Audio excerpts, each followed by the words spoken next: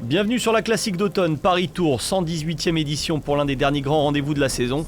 Cette édition va être placée sous le signe des conditions météo automnales, pluie et vent au programme. Et si l'an passé, Riley Sheehan a créé la surprise, cette fois la concurrence sera rude, mais il savoure déjà d'être présent pour défendre son titre. Je suis content de revenir ici, j'attendais cette course et porter le dossard numéro 1, vraiment c'est incroyable. Bien sûr, avec la pluie, ça risque d'être chaotique, mais faut pas trop penser à ça, faut aller au bout. Il fait pas trop froid aujourd'hui, le temps est entre averse et soleil, donc ça va aller.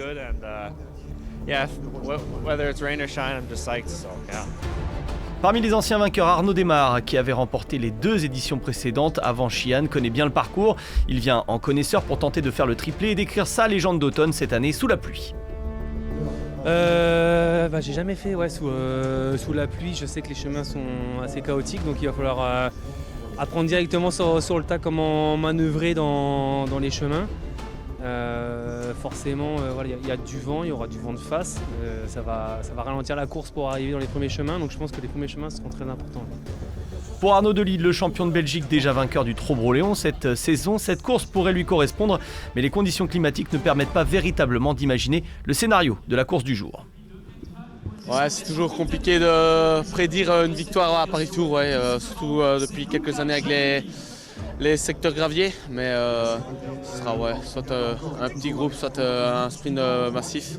Mais au vu des conditions météorologiques, ça va être une course assez ouverte, je pense. 213 km pour cette édition qui ne diffère pas de la précédente. Au départ de Chartres en direction de Tours, 10 chemins de vigne répertoriés et 8 difficultés sur le parcours.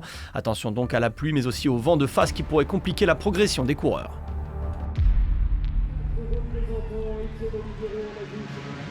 Quatre au départ dans l'échappée du jour, ils ne sont plus que 3 alors que se profilent les 80 derniers kilomètres de ce Paris-Tours 2024.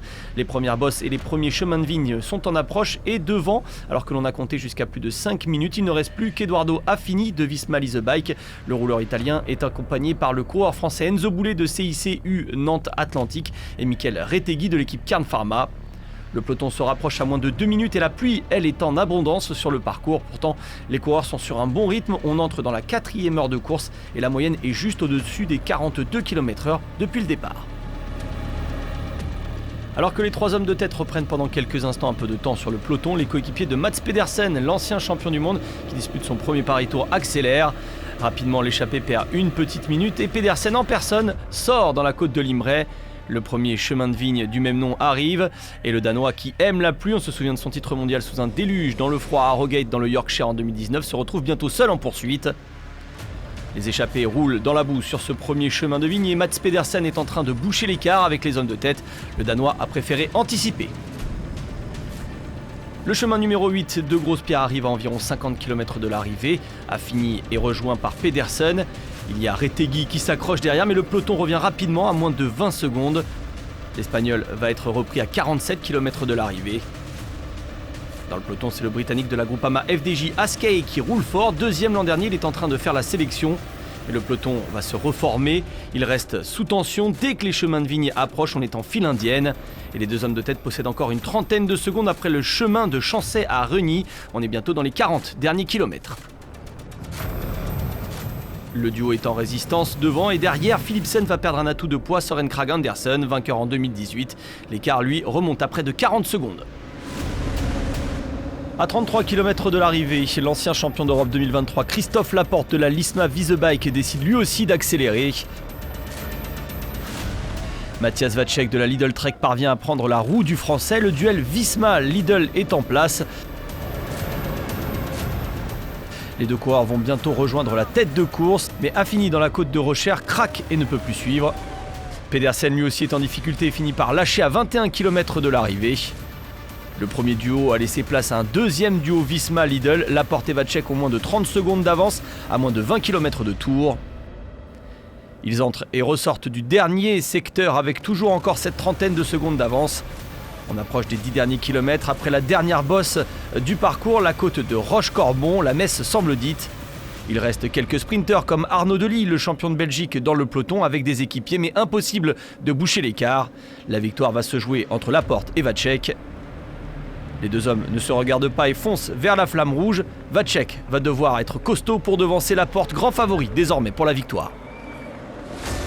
Laporte checks. Vacek might have put Laporte into the lead here. They're almost at a standstill. It's a track stand between these two riders. We just click over 5 hours of racing. Laporte now accelerates away. It's going to be Christophe Laporte. Vacek into the slipstream though. Laporte goes for the line. Vacek tries to get past, but it is going to be a victory here for the rider from Visma Lease Bike. The Frenchman Laporte wins. Here comes the sprint finish. The rest of the peloton coming in. And here comes Jasper Philipsen looking for third place on the day. Philipsen powers through, he takes third place, wins the bunch sprint, but it's Christophe Laporte of France who wins the Paris Tour. Christophe Laporte n'en finit plus d'étoffer son palmarès depuis qu'il est chez Visma Lease Bike, même si l'année 2024 fut compliquée malgré sa médaille de bronze aux Jeux Olympiques. Il s'agit de sa seule victoire de la saison. Lui qui a déjà remporté une étape sur le Tour de France, le titre de champion d'Europe, son dernier succès, mais aussi Gand-Wevelgem et à travers les Flandres, sauve donc sa saison avec cette première victoire sur la classique d'automne pour en terminer avec cette année 2024. Ouais, non, je suis très heureux. Je l'espérais presque plus cette victoire. J'ai pas gagné depuis les championnats d'Europe l'année passée. J'ai pas réussi à gagner avec le maillot de champion d'Europe malheureusement, ça n'a pas été une année facile. Voilà, j'ai eu la petite satisfaction des Jeux Olympiques, la grosse satisfaction j'ai envie de dire, mais j'avais pas gagné donc les sensations étaient là, mais la motivation c'était un peu plus difficile avec voilà, cette saison difficile. Et aujourd'hui j'étais motivé, c'est des conditions qui me plaisent aussi, les chemins, la boue comme ça, et je voulais finir la saison du mieux possible et c'est le cas. Christophe Laporte s'impose donc à Tours et succède côté français à Arnaud Demar, vainqueur en 2021 et 2022. Il devance Vacek de la Lidl Trek et Jasper Philipsen qui règle le sprint du peloton devant Mike Teunissen et Alexis Renard de la Cofidis. Voilà pour cette édition 2024 remportée par Christophe Laporte qui termine l'année en beauté, de quoi lui donner des idées pour 2025.